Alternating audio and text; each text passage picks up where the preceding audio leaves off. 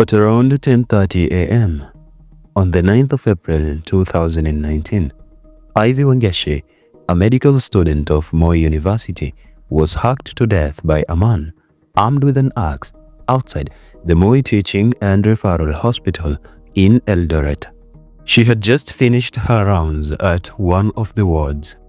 The man, who will later on be identified as Naftali Kinuthia, attacked her as soon as she stepped outside the hospital gate.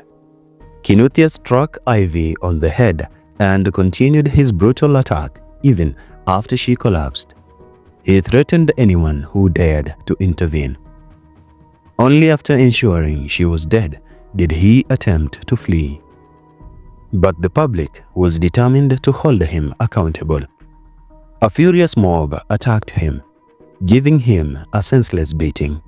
If not for the timely arrival of the police, Naftali Kinuthia's story might have ended there. Hello and welcome back. In today's episode of Her Last Echo, we delve into the horrifying case of Naftali Kinuthia and the brutal murder of Ivy Wangeci.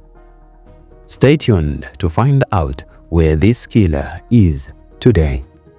Naftali Kinuthia and Ivy Wangeci sort of grew up together. They first met in 1998 as primary schoolmates at Joyland Academy in Getanga, Murang'a County. They formed a close friendship. However, in the year 2004, Ivy got transferred to another school in Thika, where she will finish her primary school education, then join Alliance Girls High School for her secondary education. Meanwhile, Naftali will attend Nyandarua High School. Despite going to different schools, they remained friends. After high school, Ivy joined Moi University in Eldoret to study neurosurgery. She had excelled in her KCSE exams, scoring straight A's. Naftali, on the other hand, pursued a degree in Information and Communication Technology at Jomo Kenyatta University of Agriculture and Technology.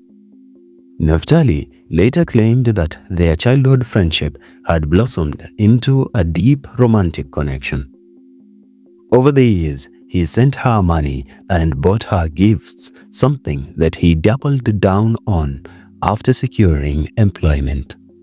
However, these claims were disputed by Ivy's mother, Winfred Waithera, who stated that Ivy had never mentioned dating Naftali.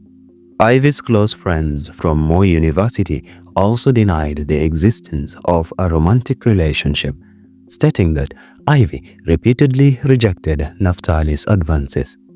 They described him as a stalker who wouldn't take no for an answer. According to her friends, Naftali would frequently send Ivy money and gifts, ignoring her demands for him to stop. He even showed up unannounced at her hostel, demanding to see her. Concerned, her friends advised her to always work with a male colleague and report him to her parents and the police. However, Ivy dismissed their warnings, believing that her childhood friend wouldn't harm her. When Naftali realized that Ivy had no romantic interest in him, he began demanding a refund of 200,000 Kenyan shillings, the total amount he claimed to have spent on her. Ivy ignored his demands and eventually blocked him on her phone. In response, Naftali sent threatening messages to Ivy's friend, stating that he had spent too much money on her and will do something stupid that will lead to her death. This threat began in March of 2019, a month before Ivy's murder. On the 3rd of April 2019, just 5 days before the murder, Naftali traveled from Nairobi to Eldoret, hoping to meet Ivy. When he found her, he tried to get her to enter his car, but she refused and returned to her hostel. Then, on the 9th of April 2019, Naftali Kinuthia drove from Thika to Nairobi, then to Eldoret, where he carried out the brutal murder. After the attack, Naftali was nearly lynched by an angry mob before being rescued by the police. He sustained serious head injuries and was rushed to Moi Teaching and Referral Hospital, where he received treatment.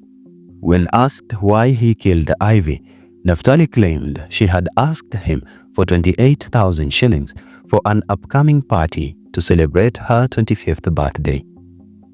Since he didn't have the full amount, he sent 14,000 shillings and promised to deliver the rest in person. However, on the 4th of April, Ivy blocked him and he could no longer contact her. According to his version of events, he traveled to Eldoret on the 9th of April to meet her, wish her a happy birthday, and give her the balance.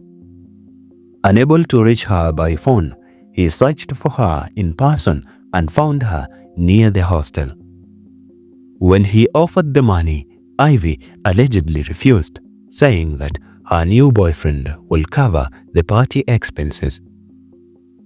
She also told him their relationship was over and he was not invited to the party.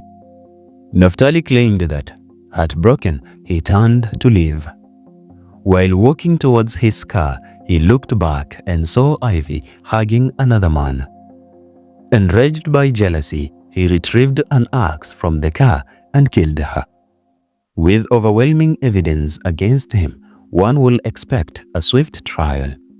However, criminal case number 31 of 2019, Republic vs. Kinuthia, dragged on for nearly 5 years, filled with unnecessary delays and legal maneuvers. Naftali first appeared in court on the 15th of April 2019 under heavy security, as many wanted to see the man responsible for Ivy's murder. The court permitted the police to extend his detention by 14 days for further investigations and a mental assessment. Meanwhile, Ivy Wangeci was laid to rest on the 18th of April 2019 in an emotional ceremony attended by hundreds of Moi University students.